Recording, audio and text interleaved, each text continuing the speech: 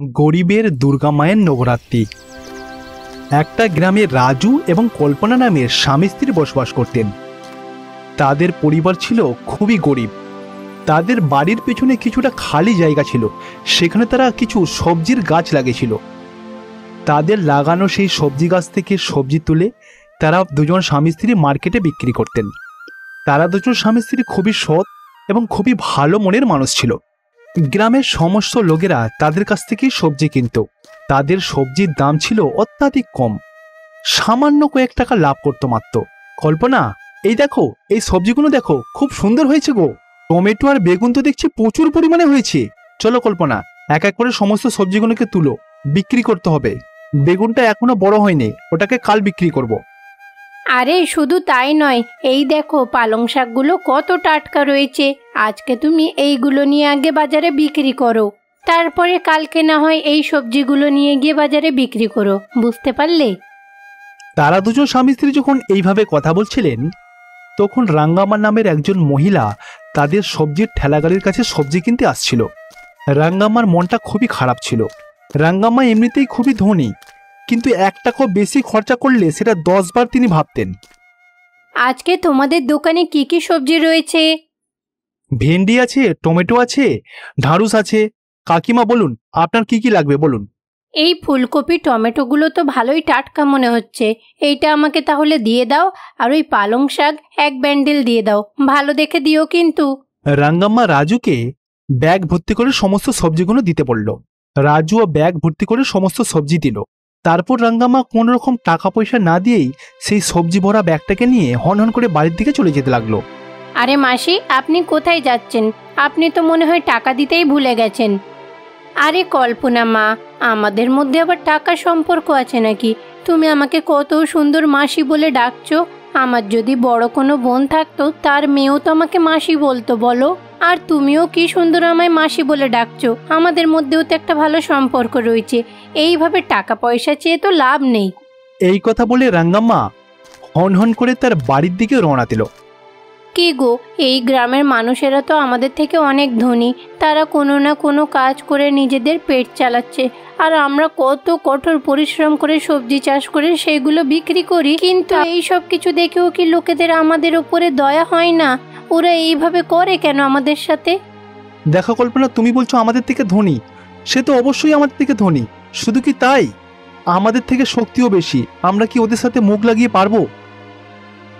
এইভাবে রাজু আর কল্পনা একে অপরের সাথে কথা বলছিলেন।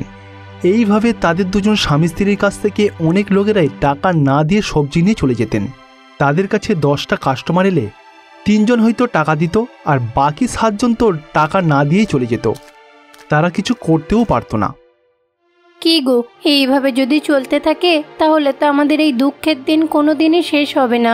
সবাই চায় বিনামূল্যে আমাদের এখান থেকে সবজি নিয়ে যেতে। কেউ তো কোনোদিন আমাদের 1টা টাকা দিয়েও সাহায্য করেনি। তুমি এইভাবে চুপ করে থেকো না, তোমাকে বলতে হবে। এইভাবে সবজি বিক্রি করে তো কোনো লাভ নেই। কল্পনা, কি করব বলো? এদেরকে কিছু বলতে গেলে সাপের মতো ফোঁস করে ওঠে। আমাদের মতো গরিবের তো এইটাই সব থেকে বড় সমস্যা। তারা দুজন স্বামী স্ত্রী খুবই কষ্ট পেল। তারা দুজন স্বামী স্ত্রী তাদের সবজি বাগানে সারা দিন পরিশ্রম করতেন। সমস্ত সবজি গাছে পরিমাণ মতো জল দিত, তার সাথে সারও দিত। এইভাবে আরও 2 দিন কেটে গেল। পরের দিন সকালবেলা তারা দুজন স্বামী স্ত্রী প্রতিদিনের মতো ঠেলাগাড়িতে সবজি রেখে সবজি বিক্রি করছিলেন। কিছু গ্রাহক তাদের কাছ থেকে সবজি কিনে বাড়ি চলে গেল। তারপরে রাঙ্গাম্মা এসে উপস্থিত হলো। আরে, এই গাজরটা তো আজকে খুব টাটকা মনে হচ্ছে, 1 কিলো দিয়ে দাও। আর হ্যাঁ, ওই মেথি শাকও দেবে, আর 1 কিলো আলুও দিয়ে দাও। আর হ্যাঁ, ভালো কথা, ধনে পাতা আর পুদিনা পাতা একটু ভালো করে দেখে মিশিয়ে দিও তো। এই নিন কাকিমা, আপনি যা যা সবজি বলেছেন সমস্ত সবজিগুলো আমি এই ব্যাগের মধ্যে প্যাক করে দিয়েছি। সব সবজি মিলিয়ে কাকিমা আপনার মোট 250 টাকা হয়। আপনি তো আমাদের প্রতিদিনের কাস্টমার, সেই জন্য আপনি 200 টাকা দেবেন। এই নিন। আরে, এইসব কি কথা বলছো? তোমাদের কি মাথা খারাপ হয়ে গেছে? আমার স্বামী বাড়িতে বসে অপেক্ষা করছে, গিয়ে তাড়াতাড়ি রান্না করতে হবে। আমাকে তাড়াতাড়ি জিনিসগুলো দাও। দেখুন মাসি, আপনি যতই আমার আত্মীয় হন না কেন, ব্যবসার ব্যাপারে এইসব দিকে ছাড় দেওয়া যাবে না। আপনি 200 টাকা দিন, তারপরে সবজিগুলো নিয়ে যান। রাজু এবং কল্পনা যখন রাঙ্গামাকে টাকা দেওয়ার জন্য জোর করলো, রাঙ্গামা তখন খুবই রেগে গেল। রাঙ্গাম্মা সবজির ব্যাগটাকে হাত থেকে টেনে নিয়ে ছুঁড়ে ফেলে দিল। তার সাথে রাঙ্গাম্মা জোরে জোরে চেঁচিয়ে সমস্ত গ্রামের লোকেদেরকে জড়ো করলো। আরে রাঙ্গাম্মা, কি হয়েছে? এত চেঁচামেচি কিসের? কি হয়েছে নাকি? আরে দাদা দেখুন না, আমি এই রাজুর দোকান থেকে সবজি কিনেছি। সবজির দাম বলছে নাকি 1000 টাকা। 1000 টাকা বা সবজির দাম হয় বলুন তো? তা সত্ত্বেও কিন্তু আমি ওদেরকে 1000 টাকা দিলাম, কিন্তু এখন বলছে আমি নাকি ওদের কোনো টাকাই দিইনি। বলুন তো। আরে না না, আপনি মিথ্যে কথা কেন বলছেন? দয়া করে এরকম করবেন না। রাজু ওখানে উপস্থিত তার মিথ্যে কথার ব্যাপারটা সবাইকে বলে, কিন্তু রাজুর কথা কেউই বিশ্বাস করেন না। সবাই চিন্তা করছিলেন যে রাঙ্গাম্মা যেটা বলছেন সেটাই ঠিক। আমি তো ভেবেছিলাম তোমরা দুজন স্বামী স্ত্রী খুবই সততার সাথে সবজি ব্যবসা করছো, কিন্তু আমি স্বপ্নেও কল্পনা করতে পারিনি যে তোমরা এইভাবে লোককে ঠকিয়ে ব্যবসা করছো। শুনো গ্রামবাসীরা, তোমরা এই ঠকবাজের কাছ থেকে সবজি কিনবে না, আর কাল থেকে এই গ্রামেতে সবজি বিক্রি করবে না, বলে দিলাম। বীরাইয়া যখন এইভাবে বলল, যারা সবজি কিনতে এসেছিল তারাও ওখান থেকে সবজি না কিনেই বাড়ি চলে গেল। আমার কাছ থেকে টাকা আদায় করবে। এবারে দেখো তোমাদের সাথে কি হলো। রাঙ্গাম্মা এইভাবে মুখ ঝামটা দিয়ে ওখান থেকে বাড়ি চলে গেল। এখানে তো আমাদের কথা কেউ বিশ্বাস করলো না। ওই রাঙ্গাম্মার কথাটাকেই সত্যি মনে করছে সবাই। আমরা গরিব বলে এই জন্য আমাদের কথা কেউ বিশ্বাস করে নেই। একদিন গ্রামের লোকেরা নিশ্চয়ই বুঝতে পারবে যে আমাদের কোনো ভুল ছিল না। তাদের দুজনের খুবই মন খারাপ। তারা কাঁদতে কাঁদতে সবজি বাগানে বসে পড়ল। এইটা কিন্তু উচিত হয়নি। যারা কোনো ভুল করে না, ভগবান সবসময় তাদেরকেই কেন শাস্তি দেয়? এইভাবে তারা দুজন স্বামী স্ত্রী কথা বলতো আর নিজেদের কষ্টের ব্যাপারে চিন্তা করত। এরকমই একদিন তারা দুজন স্বামী স্ত্রী যখন বসে গল্প করছিল, তখনই একজন মহিলা তাদের বাড়িতে এসে উপস্থিত হলো। আমার নাম হলো ললিতা। আমি অনেক দূর থেকে এসেছি। খুব জল তেষ্টা পাচ্ছে। একটু জল দেবে বোন আমাকে? হ্যাঁ হ্যাঁ নিশ্চয়ই, আপনি এখানে বসুন, আমি জল নিয়ে আসছি। তোমরা কি সবজির ব্যবসা করো নাকি? এখানে এত সবজির গাছ রয়েছে, তাই জিজ্ঞাসা করলাম। হ্যাঁ, আমরা সবজির ব্যবসা করতাম। না না, এখন আর আমরা করি না। আমাদের ইচ্ছা থাকলেও আজ থেকে আর সবজির ব্যবসা গ্রামেতে করতে পারবো না। আরে কেন? এত সুন্দর সবজির বাগান রয়েছে, তুমি এই সব কিছু ছেড়ে ব্যবসা বন্ধ করবে কেন বলছো? ললিতা যখন জিজ্ঞাসা করলো, তখন তারা দুজন স্বামী স্ত্রী তাকে সমস্ত ব্যাপারটা খুলে বলল। ললিতা এটা শুনে খুবই কষ্ট পেল। এটাই তো সমস্যা, ভালো মানুষের সাথে কোনোদিন ভালো হয় না। কিন্তু তোমরা চিন্তা করো না, খুব তাড়াতাড়ি তোমাদেরও সুখের দিন ফিরে আসবে। এই তো 2 দিন পরেই নবরাত্রি শুরু হবে। এই 9 দিন যদি দুর্গা মায়ের শ্রদ্ধা ভক্তি দিয়ে পুজো করো, সব সমস্যা দূর হয়ে যাবে। কিন্তু দিদিভাই, আমরা তো কোনোদিন নবরাত্রি পুজো করিনি। এটা কিভাবে করতে হয় একটু বলে দিন না। দেখো, তোমাদের বাড়িতে দুর্গা মায়ের ছবি রয়েছে তো, সেই ছবিটাকে ভালো করে আগে পরিষ্কার করে নিও। তারপরে দুর্গা মাকে কুমকুম আর চন্দন দিয়ে সুন্দর করে সাজাবে। তারপরে ওনাকে একটা উঁচু আসনের ওপরে রেখো। তারপরে 9 দিন ধরে কিন্তু ওনাকে ওই জায়গাতেই রাখবে, ওনাকে কিন্তু সরাবে না। তারপরে তোমাদের যেটুকু সামর্থ্য হবে ভক্তি শ্রদ্ধার সাথে দুর্গা মায়ের সামনে প্রসাদ চড়াবে। দুর্গা মা কিন্তু তাতেই প্রসন্ন হবেন। তারপরে 9 দিন ধরে দেবী দুর্গার সামনে বসে 108 বার করে ওম ধুম দুর্গায় নমঃ এই জপটা করবে। তারপরে দেখো তোমাদের কষ্ট দূর হবে, মা দুর্গা তোমাদের সাহায্য করবেন। ললিতা এই কথা বলল আর ওখান থেকে চলে গেল। রাজু এবং কল্পনা তারা দুজন স্বামী স্ত্রী নবরাত্রি পুজো করার সিদ্ধান্ত নিল। ওই মহিলা যেভাবে বলেছে আমরা তাই করব, কিন্তু মাকে ভোগ চড়ানোর জন্য তো আমাদের কাছে কোনো সামানও নেই। তুমি কি শুনলে না উনি কি বললেন? শ্রদ্ধাপূর্বক তোমার কাছে যা থাকবে তাই যদি মায়ের কাছে চড়াও, মা তাতেই খুশি হবেন। সেই জন্য রাজু এবং কল্পনা নবরাত্রি পুজো করার জন্য আগে তারা দুজন বাড়িটাকে ভালো করে পরিষ্কার করলো। তারা দুজন স্বামী স্ত্রী দেবী দুর্গার ছবির সামনে বসে পুজো করতে লাগলো। মাকে ভোগ চড়ানোর জন্য কোনো চাল ছিল না, সেই জন্য মাকে ভোগ দেওয়ার জন্য ঘটিতে করে টাটকা জল দিল। হে মা দুর্গা, আমাদের বাড়িতে তো চাল নেই, এই টাটকা জল শুধু রয়েছে। এই জল খেয়েই আমরা আমাদের খিদে মেটাই। নবরাত্রির প্রথম দিন তারা দুজন স্বামী স্ত্রী জল খেয়ে নিজেদের উপোস ভেঙেছিলেন আর জল খেয়ে নিজেদের খিদে মিটিয়েছিলেন। পরের দিন সকালে তারা দুজন স্বামী স্ত্রী ঘুম থেকে উঠে যখন দরজা খুলল, দেখলো যে বাইরে একটা চালের বস্তা পড়ে আছে। আরে, এই চালের বস্তাটা এখানে কি করে এলো? এতক্ষণ তো ছিল না। আমি তো দেখে অবাক হয়ে যাচ্ছি। কে দিয়ে গেল বলো তো? হয়তো দুর্গামা জানে যে আমাদের বাড়িতে কোনো সামান নেই, সেই জন্য দুর্গামাই হয়তো আমাদের জন্য পাঠিয়েছে। তারপর রাজু এবং কল্পনা হাত জোর করে দেবীর মায়ের কাছে প্রার্থনা করলো এবং তাকে ধন্যবাদ জানালো। পরের দিন তারা দুজন স্বামী স্ত্রী দেবী মায়ের জন্য পুলিহারা তৈরি করলো আর ভোগ হিসাবে দেবী দুর্গাকে পুলিহারা চড়ালো। এত গরিব হওয়া সত্ত্বেও তারা 9 দিন কিন্তু খুবই ভক্তি এবং শ্রদ্ধার সাথে দেবী মায়ের সঠিকভাবে পুজো করলো। 9ম দিনে দুজন স্বামী স্ত্রীকে দেবী দুর্গার দর্শন দিল। তোমাদের ভক্তি দেখে খুবই প্রসন্ন হয়েছি। যে তোমাদেরকে অপমান করেছে একদিন ঠিক সে তোমাদের সামনে এসে তোমাদের প্রশংসা করবে। আগামী দিনের জন্য তোমাদের জন্য অনেক শুভকামনা রইল। এই কথা বলে দেবী দুর্গা তাদের দুজনকে আশীর্বাদ দিল। তারপর ওখান থেকে অদৃশ্য হয়ে গেল। পুজো শেষ করে তারা দুজন সবজি বাগানেতে গিয়ে দেখলো যে রাঙ্গামা সবজি বাগানের কাছে বসে কাঁদছে। আমায় ক্ষমা করে দাও, আমি অনেক বড় ভুল করেছি, তোমাদের সাথে অন্যায় করেছি। রাতের বেলায় স্বপ্নে মা দুর্গা এসে আমাকে অনেক জ্ঞান দিয়েছেন। এই নাও তোমাদের টাকা, আমি আর মিথ্যে বলবো না। এই কথা বলে রাঙ্গাম্মা কাঁদতে কাঁদতে বাড়ি চলে গেল। রাজু আর কল্পনা সেই দিনের পর থেকে মনে মনে দেবী মাকে অনেক ধন্যবাদ জানালো। রাঙ্গাপুর নামক ওই গ্রামেতে একটা পুরনো বাড়ি ছিল। ওই বাড়িতে কেউ বসবাস করতেন না। গ্রামের কোনো লোকই ওই বাড়ির রাস্তা দিয়ে যেতে পছন্দ করতেন না, আর বাড়ির দিকে তো যেতেনই না। বাড়িটি অ্যাকচুয়ালি ছিল ওই গ্রামের জমিদারের। জমিদার নিজেও ওই বাড়ির ভেতরে যেতে ভয় পেতেন। ওই বাড়ির ভেতরে খুবই নির্দয় একটা ডাইনি বসবাস করত। ওই ডাইনির নাম ছিল মায়া। সে ওই বাড়ির মধ্যেই বসবাস করত।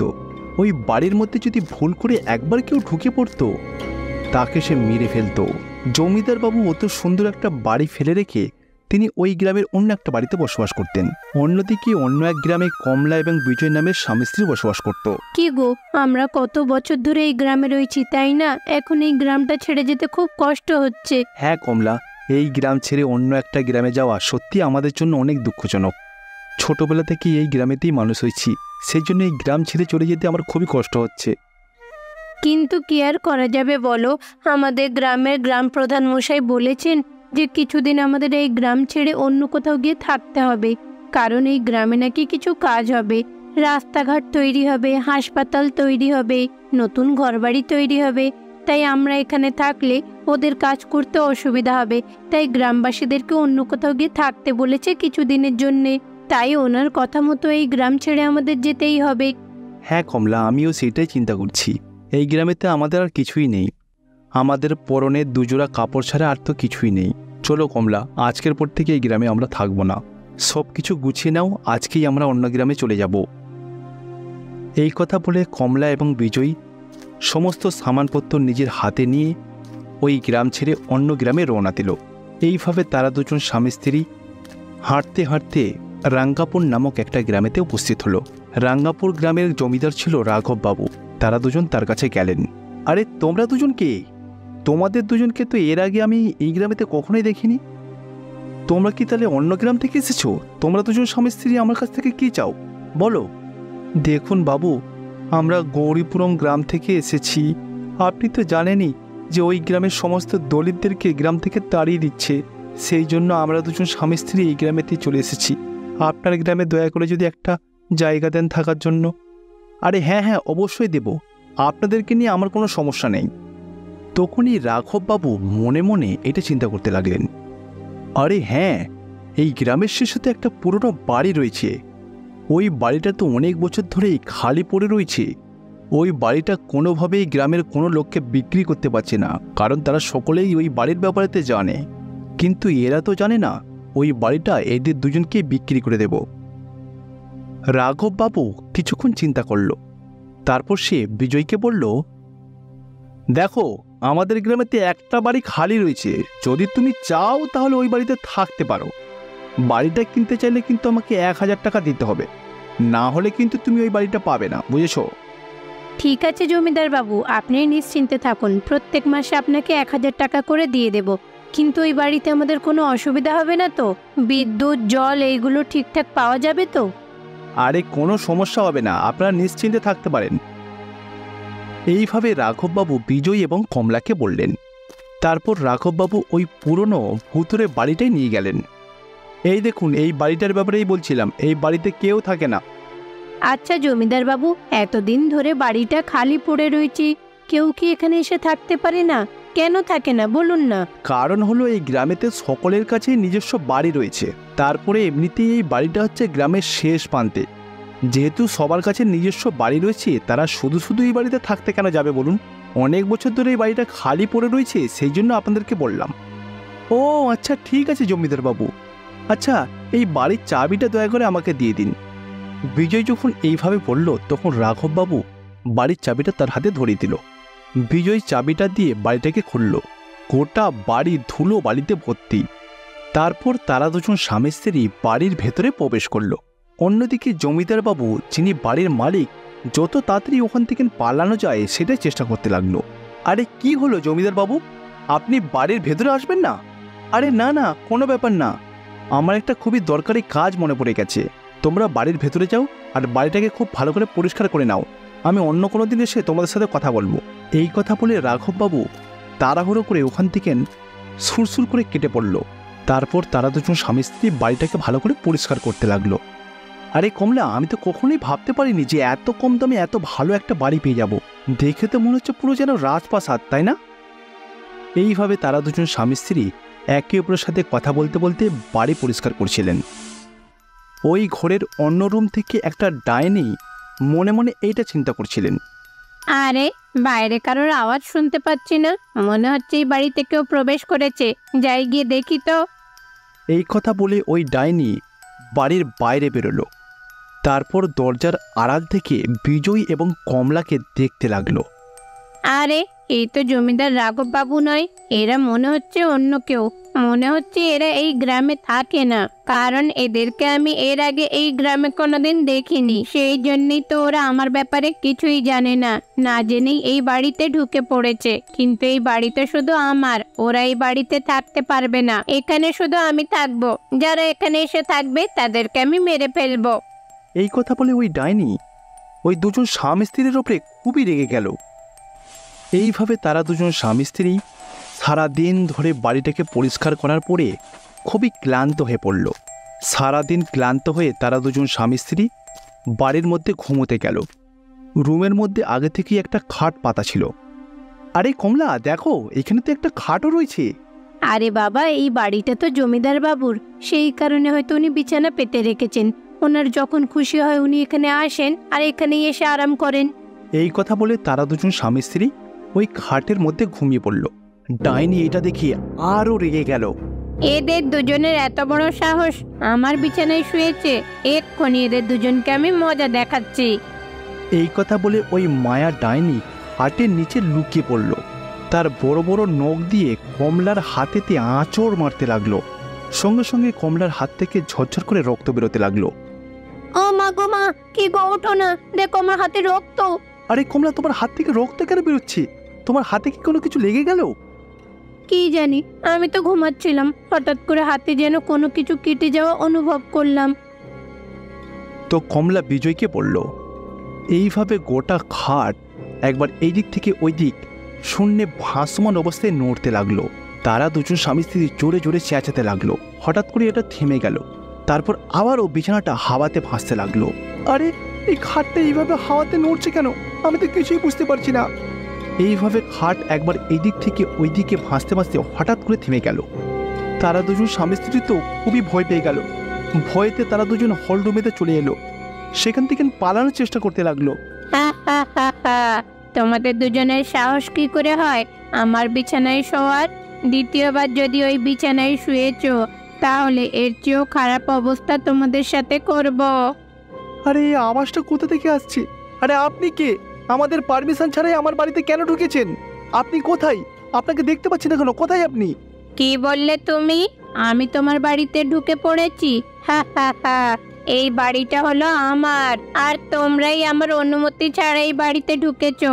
আমি কিন্তু তোমাদের ছাড়বো না। শোনো না, আমার না খুব ভয় করছে। এই বাড়িতে মনে হচ্ছে কোনো খারাপ আত্মা রয়েছে। চলো আমরা এখান থেকে পালিয়ে যাই। এই কথা বলে তারা দুজন স্বামী স্ত্রী দরজা দিয়ে বাইরে পালানোর চেষ্টা করতে লাগলো। তখনই হঠাৎ করে দরজা বন্ধ হয়ে গেল।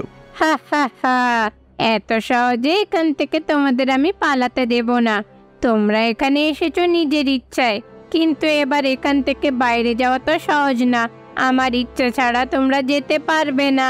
তোমরা দুজনে আমার অনুমতি ছাড়াই বাড়িতে ঢুকেছো। তোমরা জীবিত ফিরে যেতে পারবে না। তোমাদের দুজনকে আমি মেরে ফেলবো। যখন ওই মায়া ডাইনি এইভাবে বলল, তারা দুজন স্বামী স্ত্রী তো ভয়েতে কাঁপতে লাগলো। আর এইভাবেই মনে মনে চিন্তা করতে লাগলো, যে করেই হোক তাদেরকে বাড়ি ছেড়ে পালাতেই হবে। কিন্তু যেদিক থেকে তারা পালাতে যাচ্ছিল সেদিক থেকে দরজা বন্ধ হয়ে যাচ্ছিল। এইসব দিকে তারা দুজন তো অনেক ভয় পেয়ে গেল। আমার এই সব কিছু দেখে খুব ভয় করছে গো। এতই যদি মনে ভয় ছিল এই বাড়িতে প্রবেশ করলে কেন? এই কথা বলেই ওই মায়া ডাইনি বিজয়ের সামনে চলে এলো। তখন তারা দুজন স্বামী স্ত্রী ওই ডাইনিকে নিজের চোখে দেখতে পাচ্ছিল। তারা খুবই ভয় পেয়ে গেল। ডাইনি তখনই বিজয়ের গলা চেপে ধরল। এখানে এইসব হচ্ছেটা কি? আমি তো কিছুই বুঝতে পারছি না। আমরা তো কোনো অন্যায় করিনি, তাহলে আমাদের কেন শাস্তি দিচ্ছেন? হে মা দুর্গা, এই ডাইনির হাত থেকে আমাদেরকে বাঁচান, আমাদেরকে রক্ষা করুন। ও না হলে আমাদের মেরে ফেলবে। এইভাবে কমলা জোরে জোরে চেঁচাতে লাগলো। গ্রামের প্রত্যেকেই কমলার আওয়াজটা শুনতে পাচ্ছিল।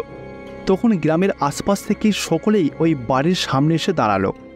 অন্যদিকে ওই ডাইনি বিজয়ের গলা চেপে তাকে মেরে ফেলার চেষ্টা করছিল। তখনই দেবী দুর্গা ওখানে প্রকট হলো। মা দেবী দুর্গা তার ত্রিশূল দিয়ে ওই ডাইনিকে হত্যা করলো। ডাইনির ত্রিশূলের আঘাতে জোরে চেঁচে উঠল আর ওখানেই মারা গেল। হে মা দুর্গা, আপনাকে অসংখ্য ধন্যবাদ। আপনি সময় মতো এসে আমাদের প্রাণ বাঁচালেন। আমরা কিছু না জেনে শুনে, না কিছু খোঁজ খবর নিয়ে এই বাড়িতে চলে এসেছিলাম। আমরা অনেক বড় ভুল করেছি। কমলা এবং বিজয়ের সাথে সাথে গ্রামের সকলেই মা দুর্গার দর্শন পেল। তারপর মা দেবী দুর্গা সকলকে আশীর্বাদ করলো। তারপর ওখান থেকে অদৃশ্য হয়ে গেল। সেই দিনের পর থেকে ওই পুরনো বাড়িতে ডাইনির আর কোনো ভয় ছিল না। দুজন স্বামী স্ত্রী সুখে থাকতে লাগলো।